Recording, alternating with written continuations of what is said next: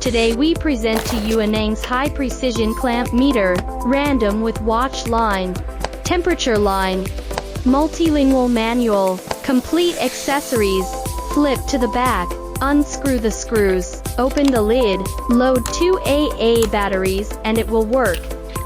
Knob shift, easy to operate with one hand. Large jaws are suitable for all types of conductors. There is a non-slip design on both sides. AC current detection. If you don't know how much current there is, the maximum range should be selected. Press the H key to maintain the current value. Turn on the backlight screen. Bring your own flashlight. Even night lights can work.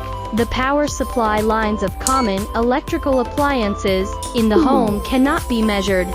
You need to clamp the live wire or neutral wire separately to measure. We can also check the temperature of the kettle. Set the file. Connect the wire. The other end can be close to or in contact with the place to be detected. You can see that the temperature is detected very quickly. Press the cell key to switch degrees Fahrenheit. Connect the pen line to the multimeter. Set the file. Resistance detection. The extensive range covers home appliance repair to chip-level diagnostics. Press the cell key. Switch to diode gear. Diode lamp beads can be lit. There are 2 lights that do not light up after installing the battery. Check with diode gear. There was no response either. This one lights up in reverse, so the positive and negative poles are reversed. We first railed it correctly.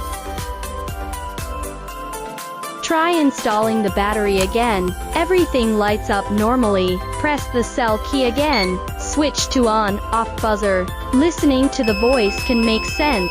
The general rule is clear. This fuse box is broken. Use a buzzer to detect. It rings to indicate normal conduction. It stops ringing at this point. Let's pull it out and see. Compare this to what it was ringing just now. It is indeed disconnected inside. Press the cell key again. The capacitor needs to be discharged before detection. There is no need to distinguish between positive and negative electrodes. It can be detected by catching it. Go to voltage gear.